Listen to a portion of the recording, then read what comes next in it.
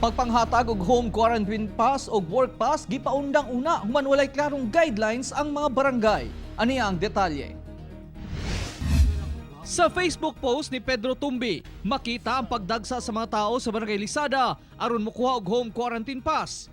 Makita nga wala na nasunod ang social distancing. Quarantine pass magipatapok. House to house, dapat house to house. Wala na sa protocol nga kwan, wala na na kwan. Pero sa ulahing report, gipapauli na kuno ang mga tao o giusab na nila ang sistema diin ihatod na lang nila kini sa mga panimalay.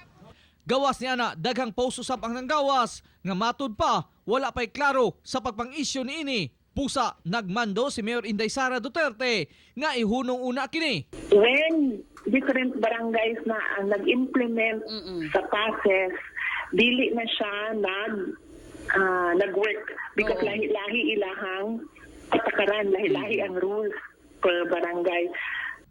Giabisuhan ang tanang kapitan nga hulato na lang una ang sistema, ingon man pulisiya sa pagpanghatag sa home quarantine pass o work pass. So mo nang kinahanglan, as I said, anak ko, you just stop your quarantine passes and wait for the city government to say kung kanus ata mag-quarantine passes. Ako, si Real Sorotse para sa One Mindanao.